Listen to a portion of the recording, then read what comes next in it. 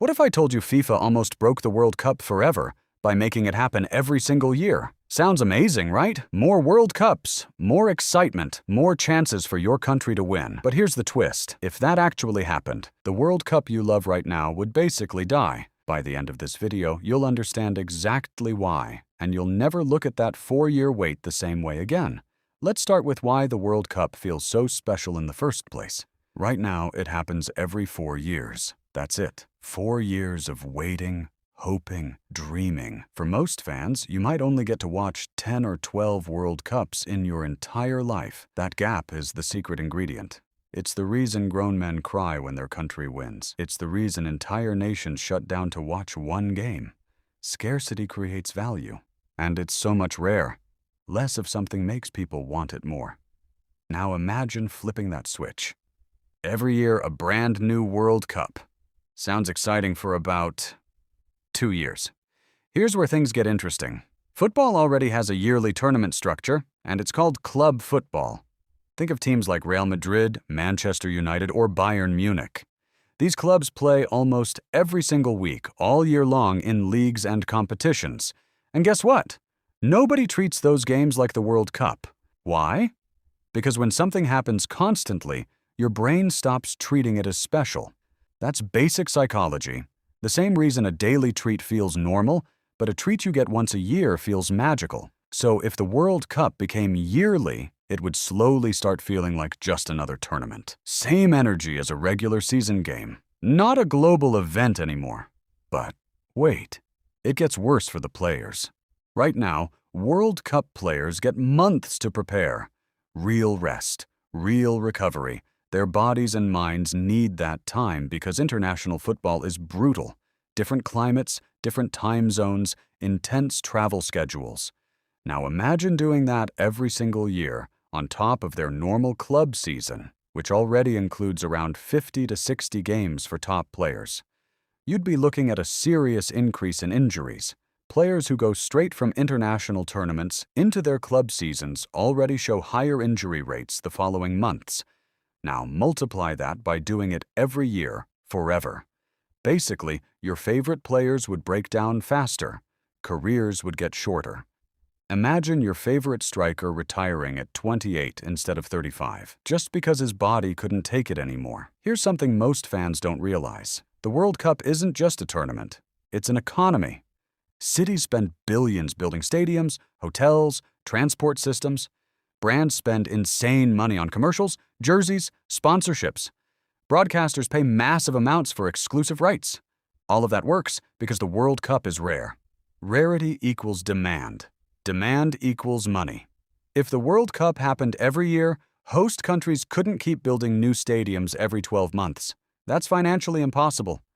So you'd likely end up with the same few countries hosting again and again, places like the US, Germany, or Qatar, simply because they already have the infrastructure.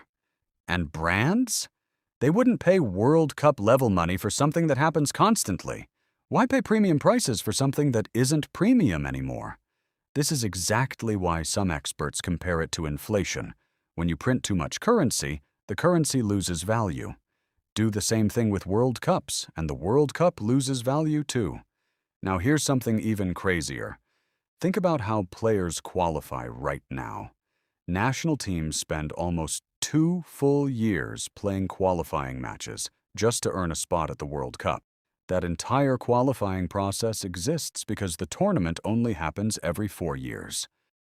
If the World Cup happened annually, qualifying would have to shrink dramatically or disappear completely, which means smaller nations would lose one of their only chances to play meaningful international games at all.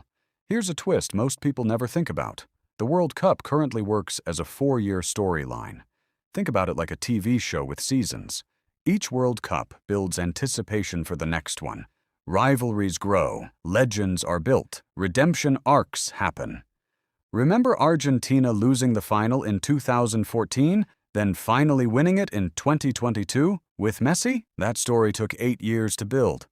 8 years of emotional investment, heartbreak, and hope.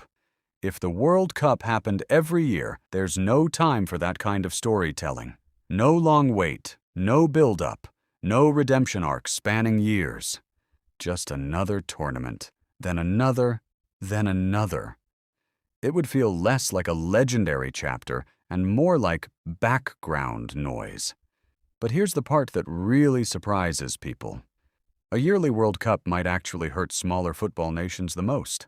Right now, every 4 years, underdog teams get one big shot, one moment to shine on the world stage. Think of Morocco's incredible run to the semifinals in 2022. That moment meant everything, because it was rare.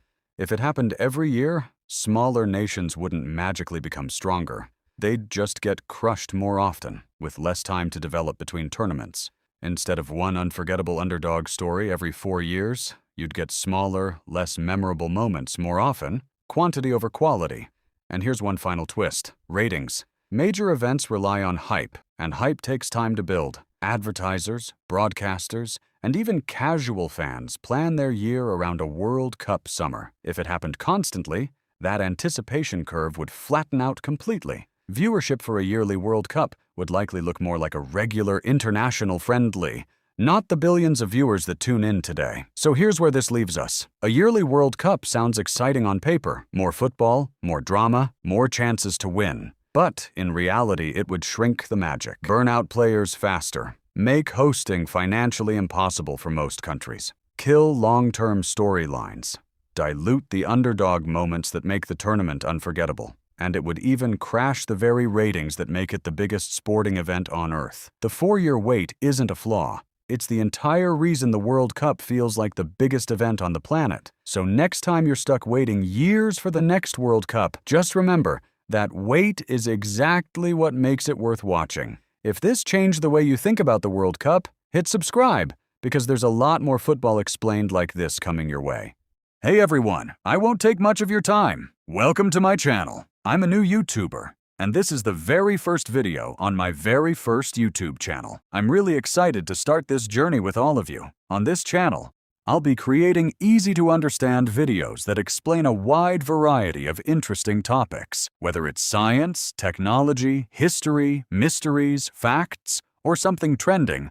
My goal is to make every topic simple, engaging, and enjoyable to watch. If that sounds interesting to you, make sure to hit the subscribe button and join me from the very beginning. Your support means more than you can imagine, and it motivates me to keep creating better videos. If you enjoy this video, please leave a like, share it with your friends, and let me know your thoughts or suggestions in the comments. I'd love to hear from you. Thank you so much for watching and for being here. I truly appreciate your support. See you in the next video.